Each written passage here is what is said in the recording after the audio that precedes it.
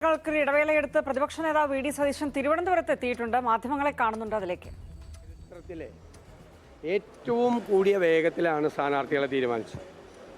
140 സ്ഥാനാർത്ഥികളെ തീരുമാനിച്ചു കഴിഞ്ഞു UDF. മുഴുവൻ സ്ഥാനാർത്ഥികളെയും സീറ്റ് വിഭജനം ഒരു അപസ്വരവും ഇല്ലാതെയാണ് UDFൽ പൂർത്തിയാക്കിയത്. ചരിത്രത്തിൽ ആദ്യമായിട്ട് അറിഞ്ഞുപോലുമില്ല ചർച്ചകൾ നടക്കുന്നത്. വളരെ നന്നായി, വളരെ പരസ്പരമുള്ള വിശ്വാസം പ്രകടിപ്പിച്ചുകൊണ്ടാണ് ഞാൻ ടീം UDF എന്നുള്ള വാക്ക് ഉപയോഗിച്ചത്. അക്ഷരാർത്ഥത്തിൽ അടിവരയിടുന്ന തരത്തിലുള്ള ചർച്ചകളാണ് UDFൻ്റെ സീറ്റ് വിഭജനത്തിൽ നടന്നത്. അക്ഷരാർത്ഥത്തിൽ ടീം UDF ആയി അത് മാറി. ഒരാളും അനാവശ്യമായ ചിലരെല്ലാം വിട്ടുവീഴ്ചകൾ ചെയ്തു. ഇപ്പോൾ കേരള കോൺഗ്രസ് എല്ലാം ചില വിട്ടുവീഴ്ചകൾ ചെയ്തു. താൽക്കാലികമായിട്ടാണെങ്കിൽ പോലും ചില വിട്ടുവീഴ്ചകൾ ചെയ്തു. വളരെ സഹകരണത്തോടു കൂടിയാണ് ഞങ്ങൾ പോയത്. എല്ലാവരെയും ഉൾക്കൊണ്ടുകൊണ്ടാണ് പോയത്. അതിനുശേഷം കോൺഗ്രസ് സ്ഥാനാർത്ഥികളുടെ ലിസ്റ്റ് വന്നു. 3 ദിവസം എടുത്തെന്നാണ് വലിയ വാർത്ത. നിങ്ങൾ പണ്ടല്ലേ എത്ര ദിവസമാണ് എടുക്കുന്നത്? ഇവിടുത്തെ തിരുവനന്തപുരത്ത് AKG സെൻറ്ററിൽ ഇരുന്ന് സ്ഥാനാർത്ഥിയെ തീരുമാനിക്കുന്നത് പോലെയാണോ കോൺഗ്രസിൻ്റെ പ്രൊസീജിയർ? കോൺഗ്രസിന് ഇവിടെ തെരഞ്ഞെടുപ്പ് കമ്മിറ്റി കൂടണം. ഇവിടുത്തെ തെരഞ്ഞെടുപ്പ് കമ്മിറ്റി കൂടി പ്രപ്പോസൽ കൊടുക്കണം. മുതിർന്ന നേതാക്കന്മാരെ തെരഞ്ഞെടുപ്പ് കമ്മിറ്റി ചുമതലപ്പെടുത്തി ആ മുതിർന്ന നേതാക്കന്മാർ പലവട്ടം ചർച്ച ചെയ്ത് ഡൽഹിയിൽ ശ്രീ മധുസൂദൻ മിസ്ട്രി ചെയർമാനായ സ്ക്രീനിംഗ് കമ്മിറ്റിയുടെ മുമ്പിൽ അവതരിപ്പിക്കണം. ഡീറ്റെയിൽസ് മുഴുവൻ കൊടുക്കണം.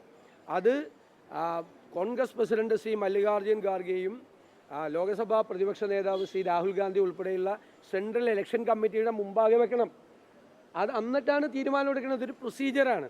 ആദ്യത്തെ ദിവസം മധുസൂദൻ മിസ്ട്രിക്ക് സുഖമില്ലാത്തതുകൊണ്ട് അദ്ദേഹത്തിന് ഗുജറാത്തിൽ നിന്ന് എത്താൻ കഴിഞ്ഞില്ല.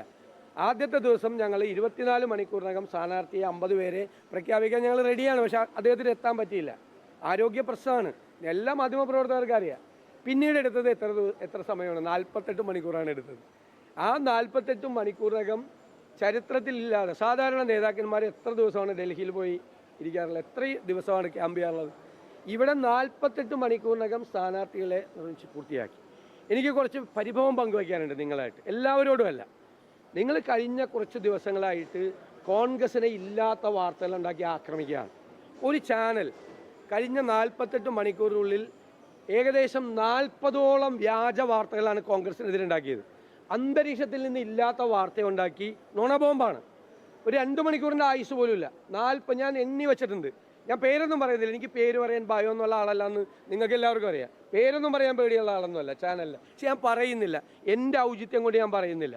40ഓളം വാർത്തകൾ. മിനിഞ്ഞാന്ന് രാവിലെ ഈ ചില ചാനലുകൾ വാർത്ത കൊടുത്തു.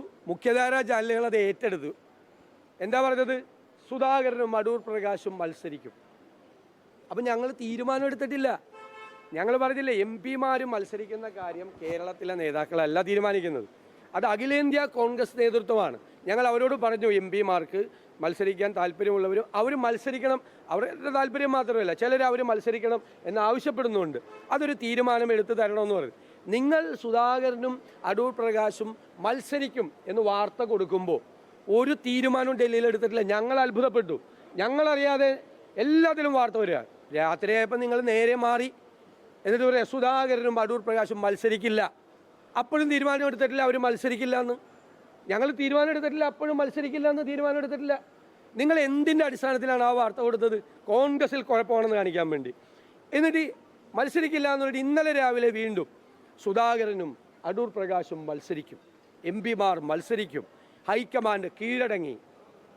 VD സതീശൻ പറഞ്ഞു സുധാകരനെ സ്ഥാനാർത്ഥിയാക്കിയാൽ പ്രതിപക്ഷ നേതൃസ്ഥാനം രാജിവെക്കും. എൻ്റെ പ്രസിഡൻ്റായിരുന്ന ആളാണ് അദ്ദേഹം. അദ്ദേഹത്തിന് സ്ഥാനാർത്ഥി കോൺഗ്രസ് നേതൃത്വമാക്കിയ ഞാൻ പ്രതിപക്ഷ നേതൃസ്ഥാനം രാജിവെക്കുമെന്ന് നിങ്ങൾക്ക് എവിടെ നിന്നാണ് വാർത്ത കിട്ടിയത്? എന്ത് മര്യാദകേടാണ് നിങ്ങൾ ചെയ്തത്?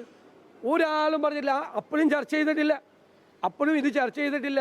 മിനിഞ്ഞാന്ന് രാത്രി 11 മണിക്ക് ശേഷമാണ് കോൺഗ്രസ് പ്രസിഡന്റ് തീരുമാനം പറയുന്നത്. അത് അവരുടെ തീരുമാനമാണ്, ദേശീയ നേതൃത്വത്തിൻ്റെ തീരുമാനമാണ്.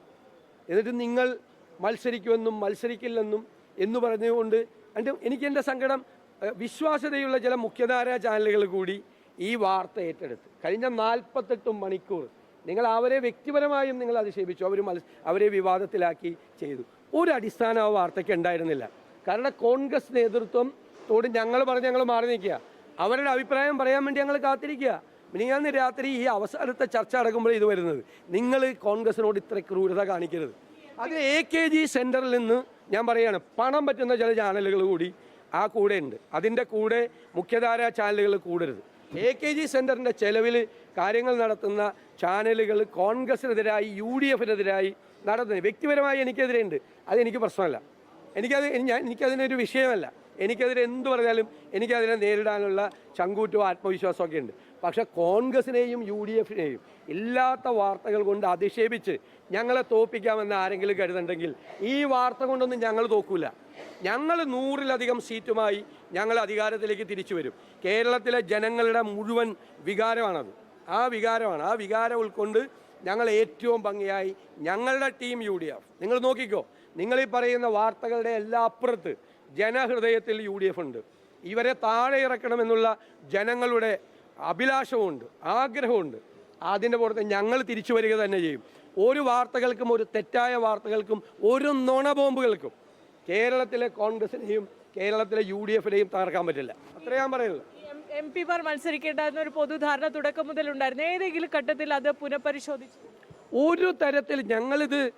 ഒരു തരത്തിലും ഇത് മത്സരിക്കേണ്ടെന്നും തീരുമാനം ഉണ്ടായിരുന്നില്ല, മത്സരിക്കണമെന്നും തീരുമാനം ഉണ്ടായില്ല. അവർ മത്സരിക്കണമോ വേണമെന്ന്, കാരണം അവർ പാർലമെൻറ്റിൽ അംഗങ്ങളാണ്. എല്ലാ കാലത്തും ഒരു പാർലമെൻറ്റ് അംഗം മത്സരിക്കണോ വേണ്ടതെന്ന് ദേശീയ നേതൃത്വമാണ് തീരുമാനിക്കുന്നത്.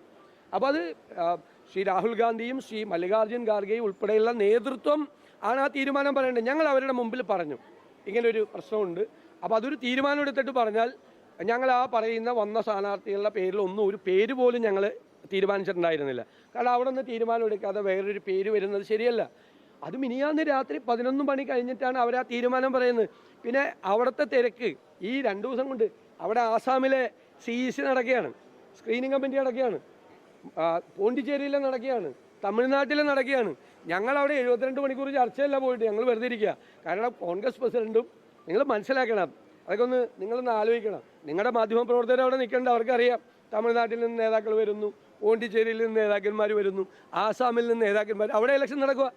അപ്പോൾ ഈ കോൺഗ്രസ് പ്രസിഡൻറ്റും ലോക്സഭാ പ്രതിപക്ഷ നേതാവും ആ CECയിൽ കൂടി പങ്കെടുത്തിട്ട് വേണം ഞങ്ങളുടെ വരാൻ. ഞങ്ങൾ രാത്രി 11 മണിക്കാണ് കാണുന്നത്. അപ്പോൾ ഇതൊക്കെ ഒരു മര്യാദയില്ലായ്മയുടെ മാക്സിമമാണ് ഈ ചെയ്തത്, കഴിഞ്ഞ 48 മണിക്കൂർ ചെയ്തത്.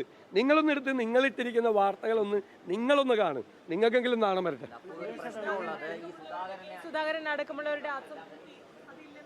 ഞാൻ ചോദിക്കട്ടെ, നിങ്ങളെ കണ്ട് സുധാകരൻ വല്ലതും പറഞ്ഞു? സുധാകരൻ എന്താ പറഞ്ഞത്? പാർട്ടിയാണ് വലുത്, ഞാൻ ചെറുതാണെന്നാണ്. എന്നേക്കാൾ വളരെ വലിപ്പമുണ്ട് പാർട്ടിക്കെന്നാണ്. ആ ഒറ്റ വാചകമല്ലേ അദ്ദേഹം പറഞ്ഞുള്ളൂ?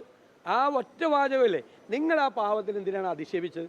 നിങ്ങൾ എത്രമാത്രം മോശം, അദ്ദേഹം നിങ്ങളോടൊന്നും പറഞ്ഞില്ലല്ലോ. ഞങ്ങൾ തമ്മിൽ സംസാരിക്കില്ലേ? ഞാനും രമേശ് ചെന്നിത്തലയുമായിട്ട് ഒരു 100 വട്ടം ഞങ്ങൾ സംസാരിച്ചിട്ടുണ്ട്. പിന്നെ കൊച്ചിയിലെ കാര്യത്തിൽ KC വേണുഗോപാലും VD സതീശനും തമ്മിൽ ഭയങ്കര വഴക്ക്. സതീശൻ ഇറങ്ങിപ്പോയി. അപ്പോൾ എന്നോട് KC ആണ് പറഞ്ഞേടാ, നമ്മൾ തമ്മിൽ വഴക്കിട്ടെന്നും പറഞ്ഞൊരു വാർത്തയുണ്ട്. ഞാൻ കാണട്ടെ, TV വയ്ക്കുമ്പോൾ ഞങ്ങൾ തമ്മിൽ ഭയങ്കരമായിട്ട് അടിച്ച് പിരിഞ്ഞു എന്നും പറഞ്ഞിട്ട് വാർത്ത കൊടുക്കുവാണ്. ഞങ്ങൾ രണ്ടുപേരും കൂടി ഇരുന്ന് ചിരിക്കുകയാണ്, നിങ്ങളെ ഓർത്തിട്ട്, ഈ വാർത്ത ഇട്ടവരെ ഓർത്തിട്ട് ഞങ്ങൾ രണ്ടുപേരും കൂടി ഒരുമിച്ചിരുന്ന് ചിരിച്ചു. കൊച്ചിയിലൊരു സീറ്റ് തീരുമാനിക്കാൻ വേണ്ടി, കൊച്ചിയിലെ സീറ്റിൻ്റെ ഞങ്ങൾ ഒരുമിച്ചാണ് അത് തീരുമാനിക്കുന്നത്. ഞങ്ങൾ വഴക്കിട്ട് പോയെന്ന് എന്നിട്ട് ഞാൻ പിണങ്ങിപ്പോന്നു. അനുകൂലമായ ഒരു സന്ദർഭം എന്നാണ് UDF പൊതുവെ വിലയിരുത്തിയിരുന്നത്. കോൺഗ്രസും ഇത്തരത്തിൽ ഈ സ്ഥാനാർത്ഥിത്വം സംബന്ധിച്ച് വൈകിയതും ഒരു വൈകലും ഉണ്ടായില്ല. നിങ്ങൾ ഇനി വൈകിയ എന്നുള്ള വാക്ക് ഉപയോഗിക്കരുത്. ഈ ഒരു തർക്കം കോൺഗ്രസ് ചരിത്രത്തിൽ ഒരു തർക്കം ഉണ്ടായിട്ടില്ല, ഒരു തർക്കവും.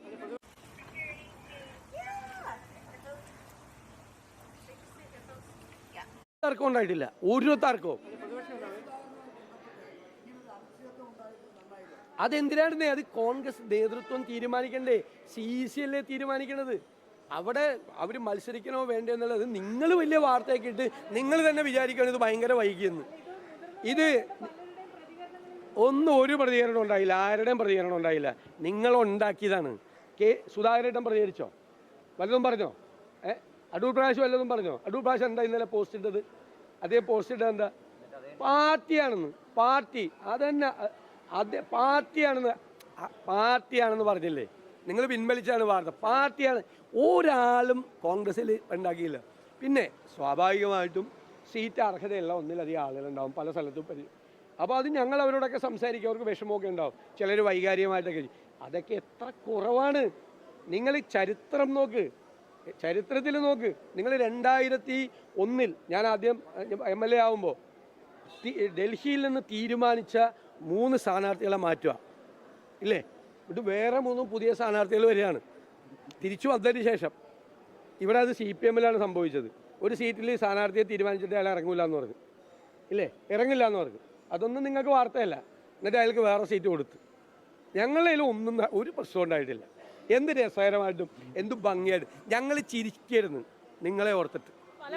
പല മണ്ഡലങ്ങളിൽ എവിടെ അതൊക്കെ വരട്ടെ, അതൊക്കെ ഉണ്ടാവുമല്ലോ, എല്ലാ കാര്യത്തും പറയുമല്ലോ ഞാൻ അങ്ങനെ മത്സരിക്കും ഇങ്ങനെ. അതൊക്കെ വൈകാരികമായ പ്രതികരണമോ. ഞങ്ങളൊരു ഫോണിൽ വിളിച്ചോ നേരിട്ട് സംസാരിച്ചാൽ പ്രതിപക്ഷ നേതാവാണ് മാധ്യമങ്ങളോട് സംസാരിച്ചുകൊണ്ടിരിക്കുന്നത്. ഒരു പ്രശ്നങ്ങളും ഇല്ലാതെ ഇത്തവണ UDF-ന്റെ ഒക്കെ സീറ്റ് വിഭജനം പൂർത്തിയാക്കിയിട്ടുണ്ട്. കോൺഗ്രസിലൊക്കെ ബോധപൂർവം പ്രശ്നങ്ങളുണ്ട് എന്നുള്ളത് ചില മാധ്യമങ്ങളൊക്കെ പ്രചരിപ്പിക്കുമെന്ന് പറഞ്ഞാൽ കഴിഞ്ഞ ദിവസത്തെ വിവാദങ്ങൾക്കും ദില്ലി നാടകങ്ങൾക്കും ഒക്കെ അല്പം മാധ്യമങ്ങളെ അടക്കം കുറ്റപ്പെടുത്തിക്കൊണ്ടാണ് എന്തായാലും സതീശൻ സംസാരിക്കുന്നത്.